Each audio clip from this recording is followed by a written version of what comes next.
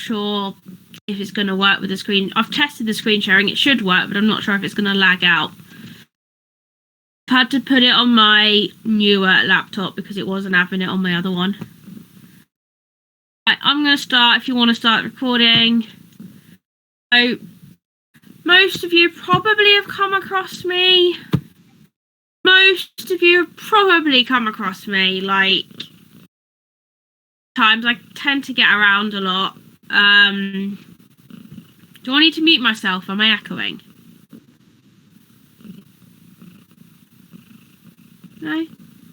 So yeah, there's a loud cat which I fully approve of. Yeah, sorry, that's Epe. Mira! She's purring in my lap right now. Right.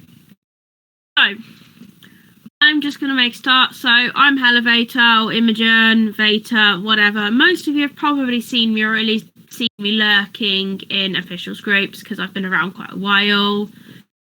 Been NSOing since, I think, 2016, when I broke my leg. And yeah, it's the thing I still want to do, even though I'm eligible to skate now. So, welcome to my session on paperwork, and I've put here, it's like Marmite, you either love it or you hate it, which I think is true. Some people actually hate paperwork or won't do it, won't touch it. But some people absolutely love it, and like it's like stats, and all the fun. So, we're going to start with a bit of a quiz. So, oh yeah, we've done this. Imogen, Immy, Vator, Hellevator, she, her. Hit 300 games and received my cape for 300 games while I turned up to scrim.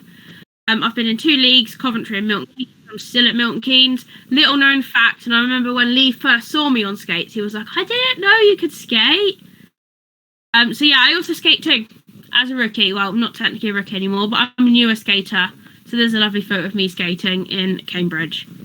Okay, so, a quiz, and I want to have a go at this first. So how many NSO roles actually have paperwork? Anyone know?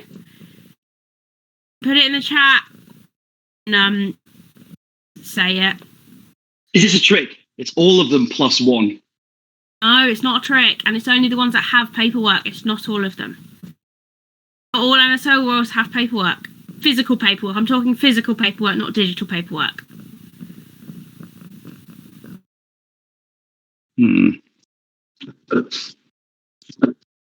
Are you assuming you had a head ref, an alt ref as well?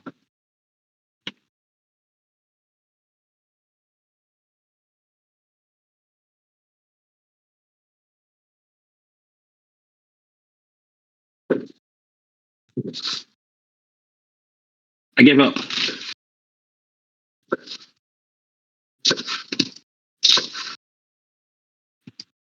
I think you've gone mute, or have I just gone deaf?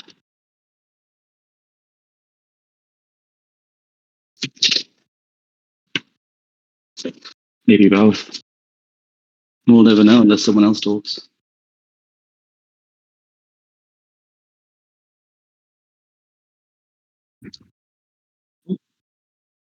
There you go. Can't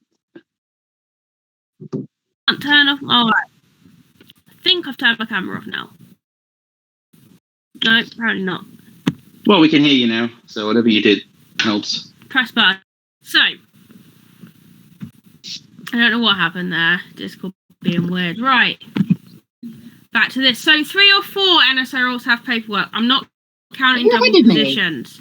I'm just counting in general. It's only 3 or 4 that actually have physical paperwork, depending on if you're running PLT or penalty lineup, penalty tracking, or line tracking. And I've skipped far too ahead. Sorry. Hang on. Someone's not muted, so. Some drama's occurring. Right. Okay, so 3 or 4 of, oh, why is it going the wrong way? Right, okay. So, 3 or 4 NSO roles have paperwork. Not all of them do. And they are scorekeeping, penalty box timing, penalty lineup tracking, or some of you may remember, or if there's ever a miracle and there's a full crew, you have separate lineup tracking and penalty tracking. What is this for? Stats. It's to generate stats for the teams to see who's played a lot, who's been. It's for generation of stats. You find the paperwork on the Woofter website. There's also a guide about it and about how to fill it in. And clipboards are used. Six if using PLT. This is NSO, not including out refs and stuff. 6 if using PLT, which is penalty lineup tracking for those who didn't know, and 7 if using separate lineup tracking and penalty tracking. So one. Didn't there used to be like a really awful jam timer form as well? For like, wasn't there like a total bullshit one from millions of years ago? But that was probably before my time. So one's for official reviews, one's for the iGraph, which is the rosters that get signed if it's a proper game, and the expulsion paperwork. So, I'm going to start with scorekeeping paperwork. Probably, so this is what it looks like. The team name will be printed in advance unless it's a scrim. 2 sheets of this. One will have the number 1 on for period 1, the other one will have the 2 on for period 2. For the team, again, it's usually pre-done and printed by the head NSO beforehand, unless it's like a mixer game. Date, again, most of this top row, apart from the names, is filled in prior to the game, unless it's like a mixer game. And you put the Jammer ref's name. So you put, if you're the NSO, you put your name, and you get paired up with the Jammer ref, and you put their name in the next box. Okay, you track the jam number. So obviously you're sat on the table with the scoreboard.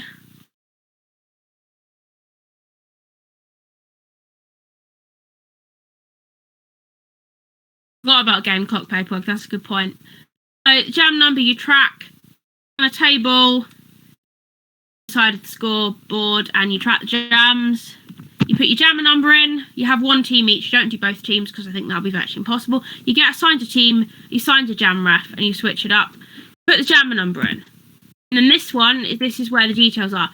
So most of this top row is filled in for you. You put your name, you put the jam ref's name, you track the jam number, you put the jammer's number in this box, and then I'm going to go over these little ones in more detail on the next page. So you take the score. We have passes of up to 4, and every time they have a scoring pass, your jam ref will signal to you, and you write the number down in these boxes. So no, there shouldn't be any number bigger than 4 in each box. Not these days. We used to have 5-point jams, but that's a whole nother story. And you keep total. You have to do maths. So say the jammer 1 scored 4 here, you put it here, they score another 4, you add it up. So you keep a running total of the scores, and then you keep a game total. This becomes relevant in the second half. Okay, this is the complicated box that confuses everyone. So the first one, I don't know why it's in this order, it's Woofter. There probably is a reason, but I don't know it. So lost, so jammer loses the lead. So for example, they take the helmet cover off, they get sent to the box, something like that. You mark the lost box and you jam ref, so you've got to keep an eye on your jammer. And if they lead, which is signalled by the ref with 2 blasts of the whistle and pointing, you put a cross, because it's crosses, not ticks, and I've seen people fill this in with ticks, crosses, or whatever. It's a cross that goes in these. You mark these bits with crosses. So you jam ref, and then if they call it off by tapping the hips, you put a cross in the call box. You called off to any injured skater, so whether it's your team or not, that's what the injury box is for. No initial is when the jammer didn't complete the trip at all, also signalled by the jam ref. I used to call it the dead emu signal. I'm not sure what it's called now, but there's 2 different versions of the no initial pass signal depending on your jam ref. It's not really standardised. So sometimes if the jammer doesn't get out or anything, this will be completely blank. This all doesn't have to be filled in unless it actually happens. The team gets lead and calls it, you don't record it, you only record the team you're assigned. So sometimes these are left blank because nothing's happened. And like I said, I can't see the chat, so I'll have to do a question at the end. So this is an example, it's a screenshot from a game I've had NSO'd. As you can see here, crosses have been used and the scores being tracked. So obviously in Jam 1, Skater 286 scored 6 points. So as you can see, it's added up here and the running total goes down here. Passes. So this one tells you Jammer 1 got lead, did 2 passes and called it off and scored 6 points.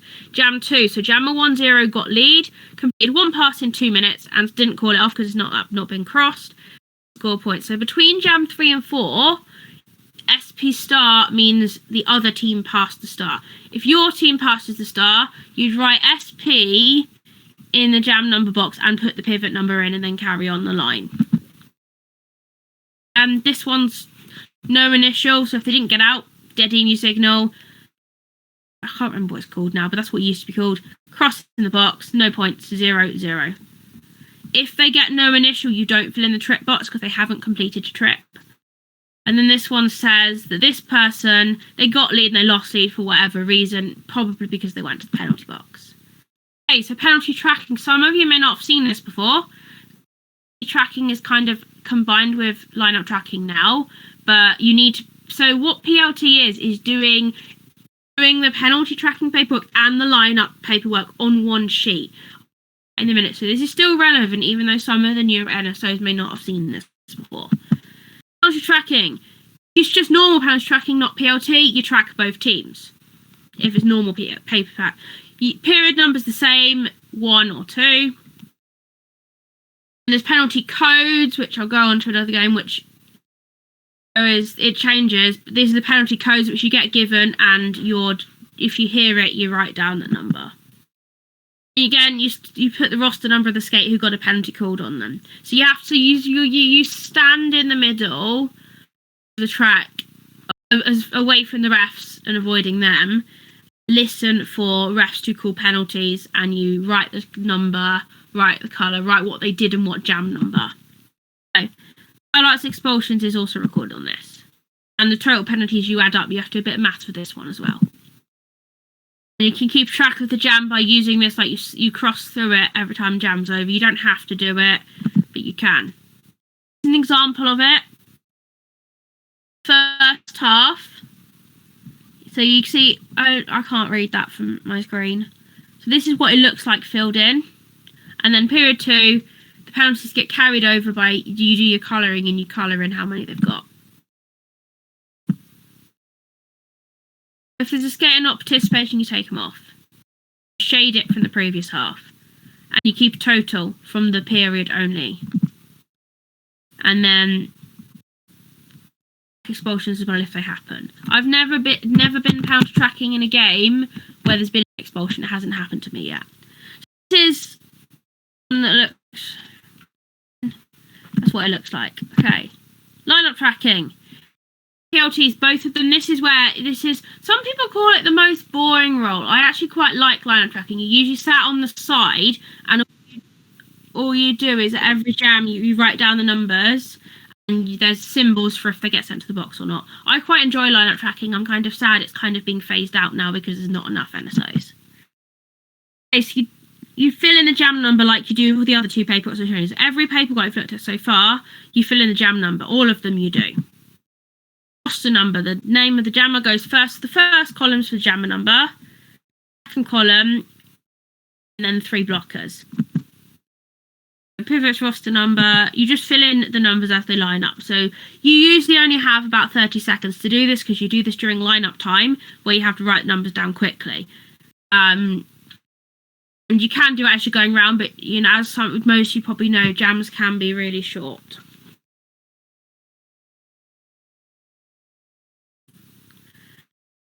If they don't field a pivot, so either it's a star pass or no pivot is fielded, and it can happen, you put a cross in the no pivot box. Again, it's a cross, not a tick, not anything else.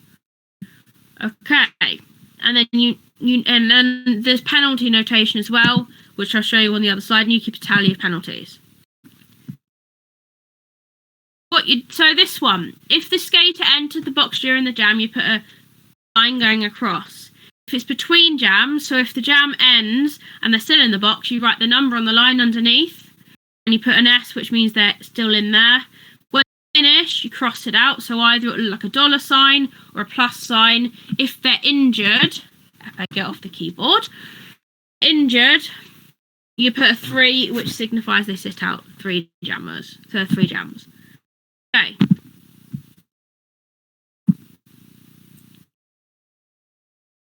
Lagging. Right, this is an example. So as you can see here, in jam 1, jammer 12 got a penalty but finished serving that penalty before the jam end. That's why it's a cross. In jam 2, pivot 57 That's actually been filled out wrong, but anyway. Pivot 57. Yeah, ignore that. This one, there was no pivot, and Jammer 12 got 2 penalties. This is actually incorrect. I don't know who did this. Someone I worked with, probably. And then this one signifies the injury, so the 3 goes in the box. It's a star pass, you track that too. It's the same with scorekeeping. It's SP, and switch the jammer and pivot numbers around. If it's your team, if it's the other team, it's SP star, the same as a score tipping. If they both pass, your team first and you leave it. If your team was second, you create an SP star versus SP. So you write the skater number and carry down penalties. Okay, star pass tracking. As you can see, this one there's a star pass. So you write SP in the box, you put a cross in saying there's no pivot, because obviously the pivot is now a jammer, switch the numbers round, fill in the rest of the paperwork as normal. So this one is a period 2 one. The reason it's an S is because this skater got a penalty in the previous half and has had to return to the box after half time because they didn't finish sitting it. This has been done correctly, and they were still doing it for 2 more jams, so obviously they're very short jams. Penalty lineup tracking, which is probably what most of you are still familiar with. This one seems to be becoming the new norm, where you have to do lineups and penalties on one sheet of paper. I remember when this came out, people absolutely hated it. There is 2 of you though. It's not like one person does 4 lots of paperwork. There is 2 people, and this is done by team. So one person will do the lineups and the penalties for one team, the other one will the other. Unlike with scorekeeping, you don't switch around half time, you just carry on. With scorekeeping, you switch around half time. Combination of the 2 I just talked about. You have a team each, and you're in the middle of the track. Looks like this. As you can see, you've got on the left, you've got the lineup tracking, and on the right, you've got the penalty tracking. So it is 2 roles crammed into one to have one less NSO on the crew, which makes a difference these days. Again, period number's the same. Record the jam number. And yeah, you do the lineup as normal, like I just talked about. You record the jam number, it's the same as it is before. There's no pivot, it's still an X. It's not changed, we're just doing 2 pieces of paperwork on one sheet. Okay, so blockers numbers. And the penalty notation is the same, so your crosses, your dollars, etc. is the same on this. This is the penalty one. The skaters numbers will be in here. Put the code in like you do on the other one. So you record foul outs and expulsions on here as well. It doesn't give the penalty totals.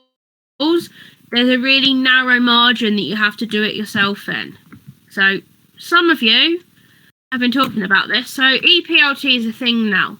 So it's this is the one with the tablets. I've never been lucky enough to go to a game. So again, this is the scoreboard software feeds in the numbers and you just fill it in digitally with the tablet. I've never done a game like this yet. I hope I get to do one soon. And the penalties show up to the bench areas as well. So the skaters can see who's done what and the bench can see who's done what. So you get training and equipment. Like I said, I really want to do this, but I think only like 1 person in the UK has a kit for that, and I think it's Kel. I'm wrong. So come with Hellfire Harlots anytime. Your venue by public transport. I want to, but I can't. It's worth noting, EPLT, I mean, it is the future, but it is so crucial to still be familiar with the paperwork. So, you know, we all keep banging on about mech. I think in the first 2 games within mech, we'd swapped back to clipboards. So, you know, just because it's the future doesn't mean you don't need to know about the past. Because it does die frequently, routinely. Kel's not here, she's behind me, isn't she?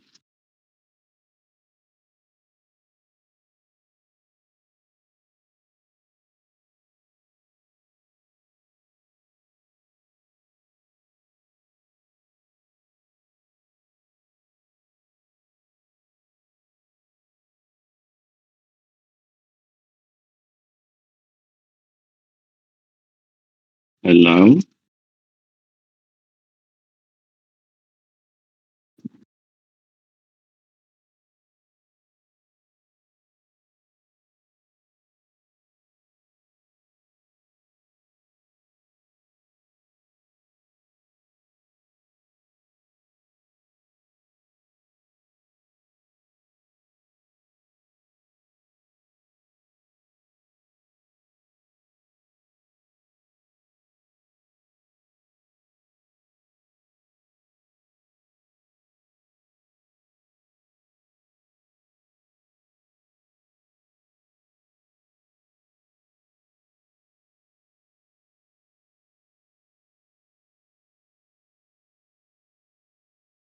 It crashed. I had to restart Discord.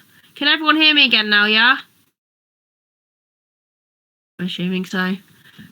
Right, last but not least, penalty box timing paperwork. This one is the only one that's not directly typed up into a stats book. It's used if someone's made a mistake and you need to check penalties. So this one doesn't get typed up into a stats book. All the other ones I've shown you, at the end of the game, the head NSO collects it in and types them up in a stats book.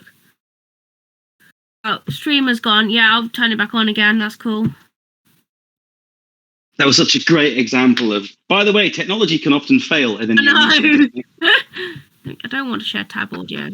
That's why it was not working. It was trying to share audio from my tab when there's no audio on my tab. Right, can you see it and hear me now?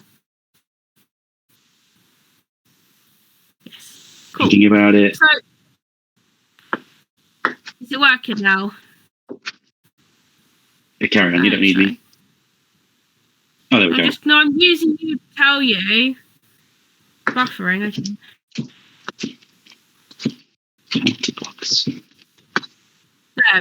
So, PBT paperwork, like I was saying, is the only one not directly used to type into a stats book. It's used if there's discrepancies between lineups, penalties, and stuff like that. It's used to double check things. That's why, and people hate doing it because usually the new NSOs get penalty box timing. You give them the paperwork, they're like, "What am I supposed to do with that?" Because it isn't that straightforward. PBT, come on. Thank you. Nope, it's crashed. No, it hasn't. Right. So, yeah, period 1, 2, you can record it all on the same sheet. You don't have to have 2 separate sheets for different periods. It's up to the head NSO. You record the jam number the skater comes in. So when they arrive, when the penalty starts, when their butt touches the chair, and then you start timing. So you record the jam they come in. Between, again with the cross, you put a cross in the box if they go between jams. If they enter between, you use the upcoming jam number. If it's between, so if they come in and the whistles, Epe, stop walking across the keyboard. Sorry, the cat is walking across the keyboard. She's trying to sabotage me. Right. So if it's enter, you put the upcoming jam number. Team colour. Most people don't bother doing this, but that's what that box is for. So you put the first letter of the team colour. So if it's black, you put B. Again, not really that crucial because you're usually assigned a team. There anyway. Roster number. Obviously, that's important, so you know who's got penalty. If they're in this one, again, I often see this not filled in, but you record the position if they're pivot, blocker, or jammer. Jammer penalties are timed by the penalty box manager, but the penalty box timer still has to record the penalties on their sheet. Okay. Then usual stuff from the roster, the team colour and the game date. That's all on there, which is kind of making this middle bit redundant if team colour's on there, but it's there. It's the thing. I've never seen it filled in, to be honest. And you can keep track of the jam numbers if you want to as well. And this box is used for keeping a tally, so it's easy to check how many people have got penalties. Right. As soon as they sit on the box, you start, oh, for goodness sake, don't break again.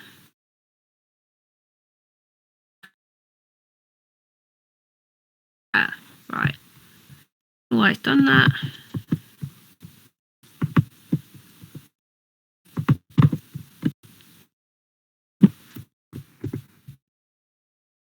No, my stream, hang on.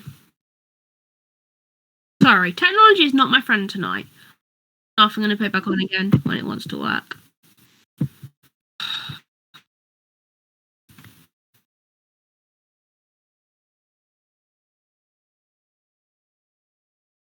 I don't know what's going on. My internet's actually decent. I don't know why I'm having problems.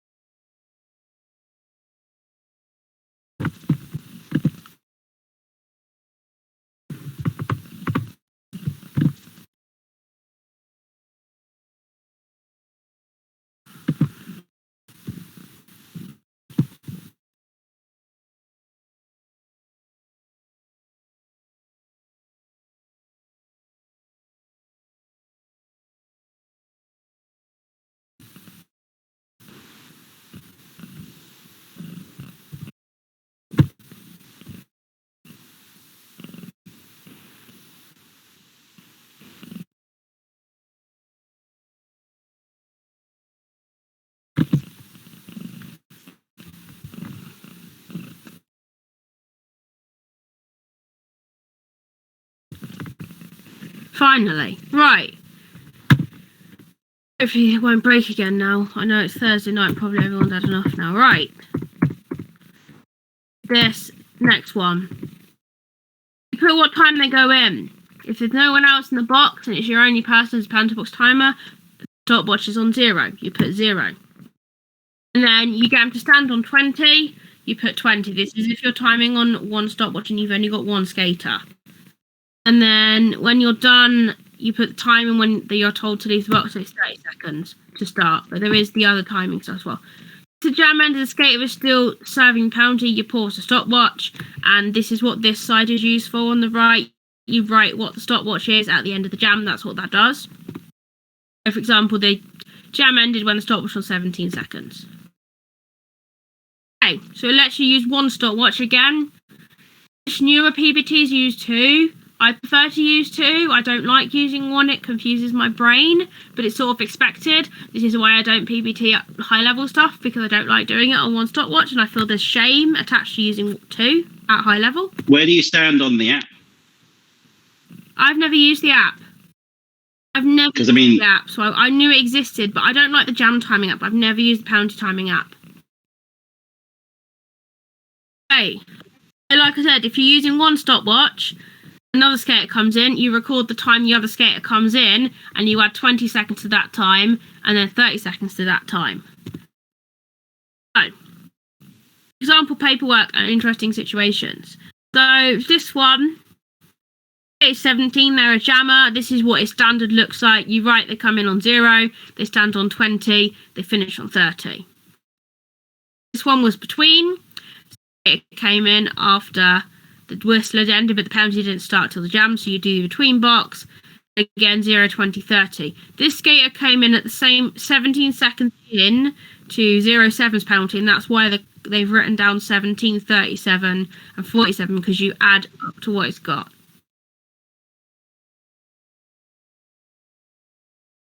So, the position. Again, I've not seen many people do this, but I guess it's useful.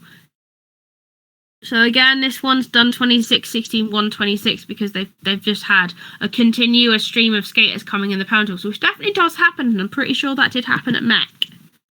And there was just constant skaters in the penalty box, which is why. So I'm going to explain the situations here.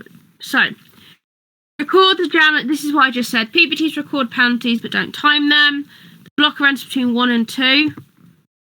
Another one entered, but they both left before the jam ended. The third one is blocker enters during 3 but ends before they finish. It's recorded and begins in the next jam. Like I said, they don't start it until the 5 seconds is gone and the jam is on. And some of them have 2 penalties. They get a double one and it's 60 seconds. That's why this one goes on for a while, because this person had a double penalty. They did 2 naughty things. Okay, the jam penalties again. Penalty box timer doesn't time it, they record it. That's what your PBM does. Your PBM does the jammers, but you have to record it on the paperwork. So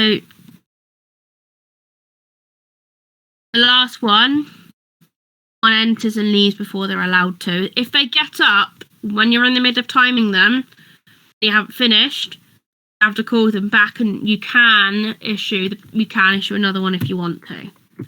Okay. So, I borrowed some of these slides from Cat Mail and August NSO workshops. All of them are in this OneDrive link, and these are really useful, and I've set these to NSOs before. So I did borrow some of this stuff from this. It's not all entirely mine, because why would I do something from scratch? I put all of her things in this link. I'll share this at the end. And that's the end of the session. I'm going to stop sharing my screen now and see if anyone has any questions. I feel like I've just bore you to death for 35 minutes, to be honest with you. Do you want to cover official review, since that's something that someone will probably have to do at some point? I thought that was more a ref thing. Oh yeah, it is. Well, it is. It's an alt ref thing, and we don't always have alt refs, so it's just historically something that the head NSO might go, I'll do it. I haven't done one since 2018. Oh, okay. Okay, well, if anybody cares, I can talk about it briefly, but only if people care. Usually either we don't bother doing it or the alt ref does it. Yeah, talk Sure. about it. Go ahead. Because I haven't done this since like Champs 2018.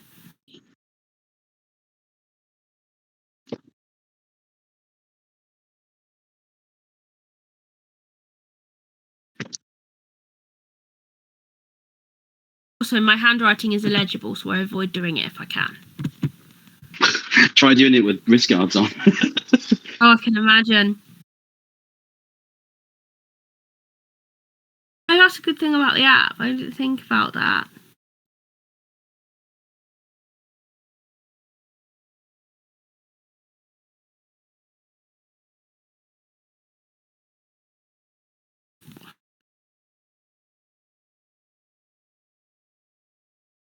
Right. Said I can talk about it from what I remember, but it has been years. Oh, the old paperwork. Oh, I mean, if you can bring up a stats book example, I could talk about it very briefly, if you like. It's your session. I'll have a look. I'm going to look on my OneDrive. I keep them all in my OneDrive. Just tell me to start. Just prompt me. Yeah, I'm seasoning my wok at the minute. I'm just browsing through my Why do you always OneDrive. have to make it about Yeah, I you? did this one. I haven't seen old paperwork in a while. I mean, I know I've typed it up actually fairly recently when I did North Wales Quest stats. That's where my last one is. Yeah. I think we had alt rest for that though, right? Yeah, we did. Oh, I wasn't reffing.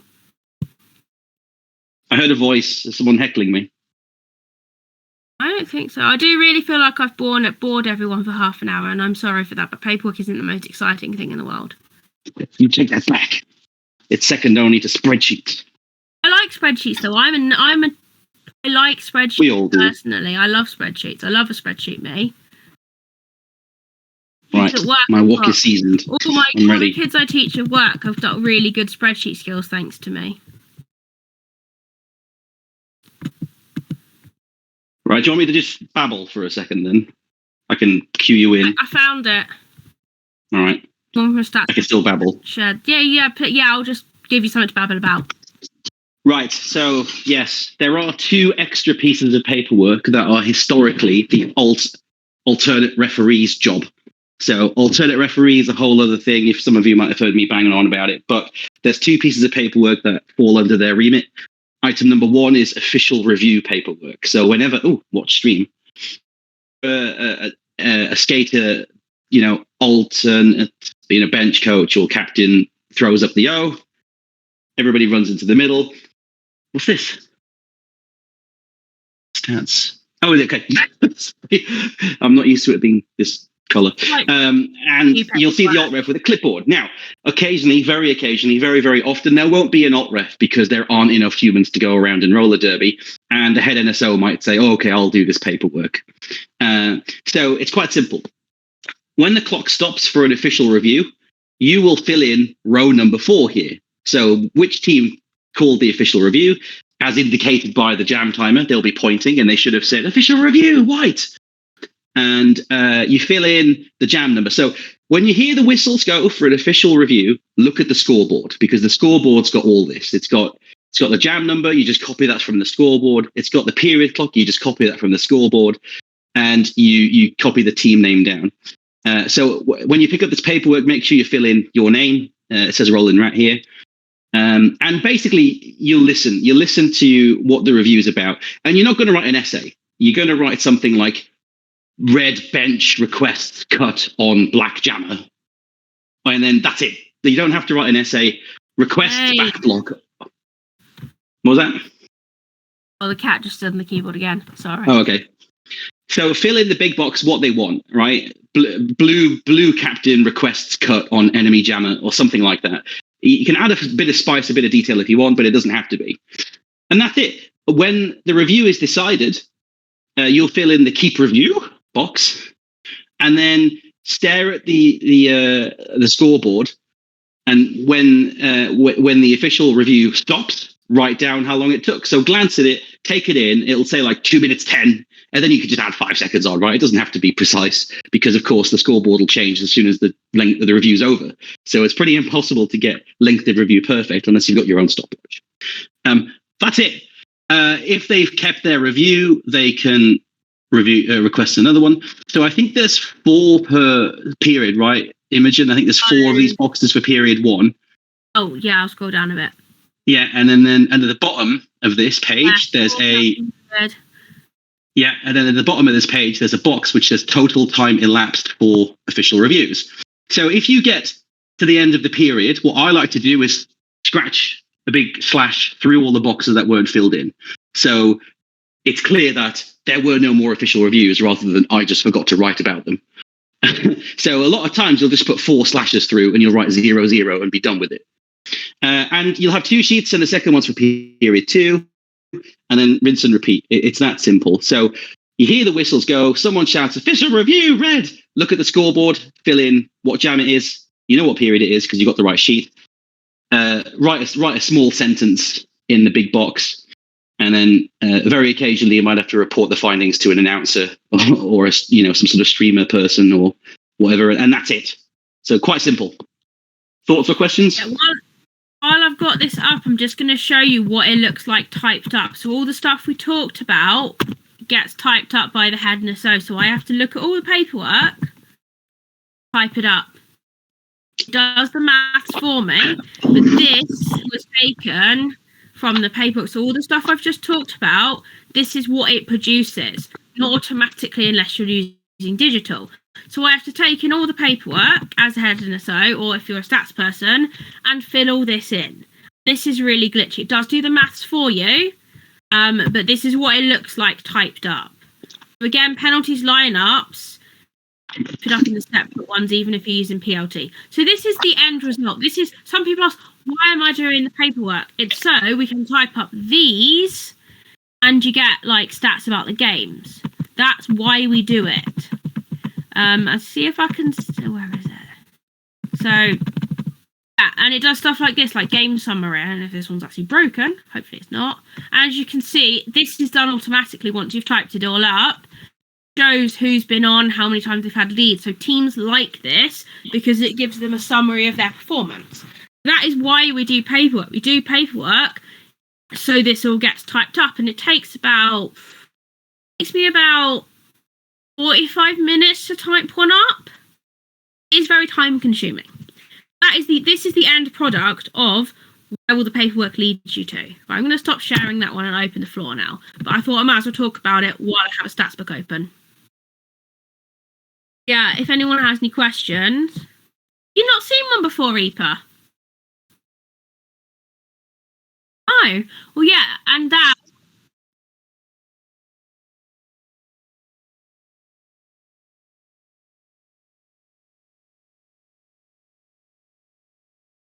Yeah, if more of us had the electronic version, it was functioning, we can literally download it all in the stats book as already made. Yeah. And like I said, I had to do 3 for Northwest Quest. That was one of them. I only did the finals. It took me about 2 days to type all of them up. And if the paperwork's done properly, it's quicker. But sometimes if things don't match up, it takes ages because you have to compare it. To ask about champs, I mean British champs, our version of champs. I've never been to the States to NSO. It's something that's on the life goals list. Whoever asked about that champs, it's not that. It was British champs. I just call it champs. Never been to the States to NSO. It's on the life goals list.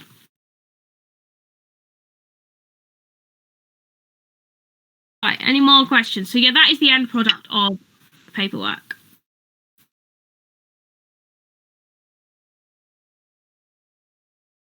That's the expulsion paperwork. Oh yeah, I've never had to fill that in. Oh yeah, I can bleat on about it if you want. I go for it. I haven't got an example of that though. It's in the IG. It should be in the IGRF, right? Yeah, but it's not filled in. Oh, it doesn't matter. I mean, if we're lucky, no one will have to fill these in. But this is another example of a form which is typically handled by the alt-ref. And again, alt-refs are something of a... Was there? Oh, you're right, yeah. Alt-refs are something of a luxury. So very occasionally, a head NSO will have to do it, or someone other than an alt-ref will have to fill it out. Are you sharing, Imogen, or have I broken my bobbins? No, I'm opening it again. If you're typing these up, don't type it up in Excel Online. It won't work properly. I've only got it up in Excel Online because it's easier to share a tab from there. Yeah, I'll not bang on about it too much, but I think it's pretty much the same as an official review. You'll write down. You need to write down who the unfortunate skater is. You'll need to write down which referee suggested the expulsion, because it's not a decision that's taken lightly. It's a consensus, but it always has to be just like a penalty. There's always an initiator. The one referee will suggest. I mean, often it's a head referee, but they'll say, "I think this was expulsion worthy." There'll be a chat, and then I've been disconnected. Okay, cool. Hello. I can still hear you. Oh, that's weird. All right, I'm on my iPad. Anyway, so I think that's pretty much it. And then I think there's a box which will say, why is there an expulsion happening? So same with an official review, back block up. Hello? Were you saying something? It's in the instant box. You type it here. Yeah. Yeah. So it'll be a sentence like back block upgraded to egregious and reckless or something. Can't go wrong with words like that.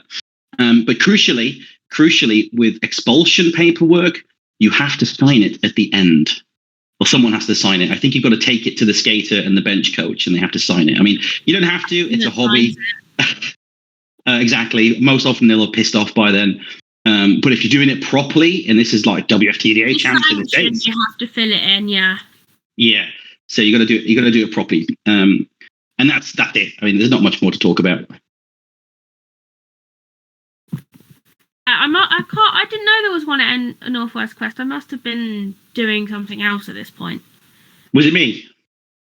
Did I get expelled? Expulsion at NWQ, but I don't remember it. I can't remember either. It was probably me.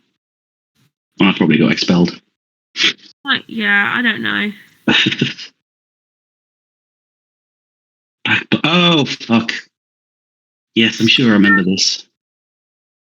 Yes, unfortunate times. Never mind. Let's hope it never happens again. Right, I've turned off my streaming now because I'm done. I'll put the slides on the group if anyone actually wants to look at them, and I've got the links to the original resources that I borrowed it from, which is really helpful when training new NSOs because it literally breaks it down really well. And it's definitely worth saying that the full Excel spreadsheet with every single one of these sheets is on the WFTDA website, and it does have instructions on WFTDA.org. So if you're still jonesing for more, you can check out WFTDA.org. Yeah, I'll put all the stuff in the chat. I'll put all the stuff in the group if anyone actually wants to look at it. Yeah, like I said, I like paperwork and spreadsheets personally, but I know it's not everyone's cup of tea.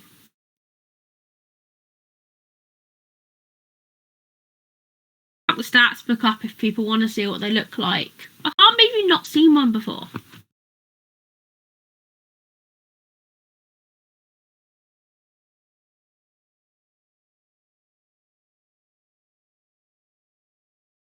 I guess so. I don't know if any of you have experienced this, but a lot of NSOs I've worked with, newer ones, are like, why are we doing this? What is the point? I get the score, but what's the point of all the other stuff? And the whole point is the whole stats thing.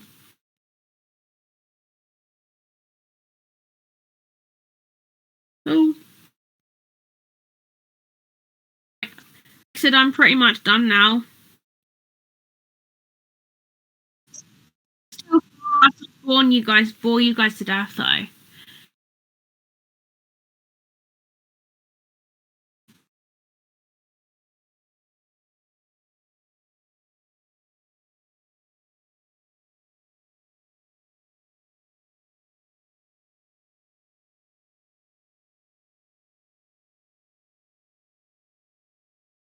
Yeah, like I said, I'll post my slides, which also has the link to all the awesome stuff that Kat May and August did a few years back, which breaks down every single NSO position. On the event. I'll post the stats book as well if people want to see what a completed stats book looks like. Yeah. Yeah, that's the whole point. And that's why I really hope this electronic thing carries off, because it takes hours. I'm not joking. had 3 to type up from Northwest Quest that were, by the way, a month late. You're supposed to submit them if it's sanctioned within the first 2 weeks, within 2 weeks of the tournament. I just got it wasn't sanctioned, so it was fine. But yeah, you are supposed to do head NSO or stats people are supposed to type all this up within 2 weeks after the event finished if it's sanctioned. I mean, big tournaments have dedicated stats teams who aren't NSOs, who aren't referees, they aren't officials, they're just stats crew. I've done that. I did that for the Men's World Cup in 2018. What do they do? Is it literally just typing up the clipboards? So, stats crew, I enjoy it because I like spreadsheets. You're in a room on a computer. The old NSO brings you the paperwork. You check it. You go through it with a red pen to check before you start typing. This is if you've got a proper group of people. You check it through with red pen to see if it all matches up, and then you literally type it up. That's what stats crews do. They sit in a room, usually windowless, by the way. Usually windowless and not air conditioned. That was fun in Barcelona. And you get given the paperwork and you type up. When I did the Men's World Cup, it was a half an hour turnaround. So there was a team of us. So one person typed, one person read it out. But we had to stay half a period behind what was live, which you can imagine was stressful. So we literally had half an hour to type up a period.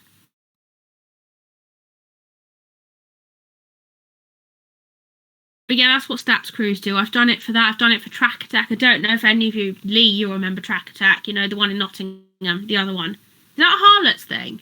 Track Attack. Yeah, it was. Yeah, that's right. Yeah, I've done stats crew for Track Attack. I've done stats crew for Humberstruck once. I've done stats crew for Men's World Cup. And all 3 of those, windowless rooms, sat at a computer, typing on spreadsheets all day. The Barcelona one was particularly challenging because it was boiling hot. Yeah. Stop volunteering. I enjoy. Well, this is before I was good enough to NSO at that level. That's why I ended up doing stats. This was the before times before I was considered a good level NSO. I still don't count myself as a good level NSO.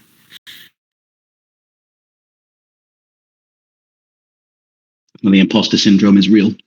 No, I get it with skate. I get double imposter syndrome now with my skating and my NSOing. Yeah, I'm done now. If anyone has it, I'll put all the stuff up, like my slides and paperwork and stats, if people want to look at it.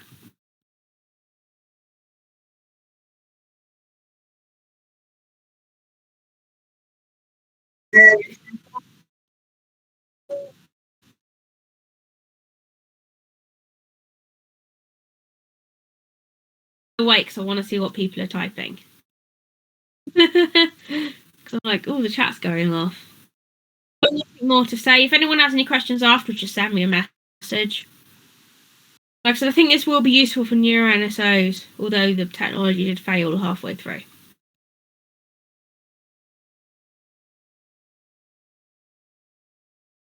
Yeah, I'm done now. I'm just gonna read the chat and then I'm gonna. Next, is that it? Is that it for the town hall meetings now?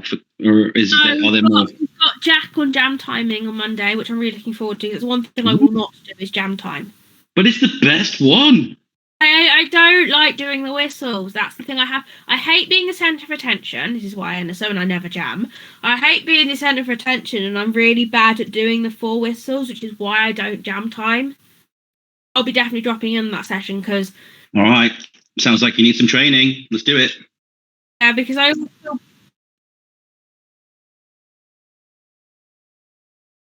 Oh, excellent.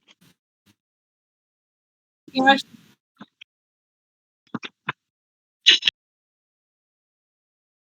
Yeah. Maybe I should learn to rap as well and do all 3 things in real life. Yes.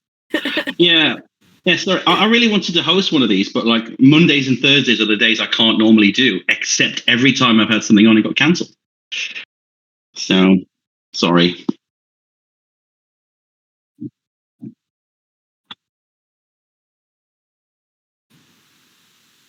Yeah. Okay. Yeah. That'll be good. Yeah. Ad hoc, because now it's great having this town hall stuff.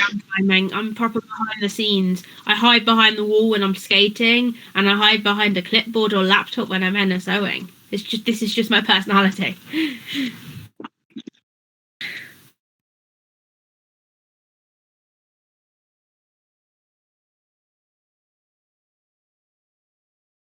Yeah, you do.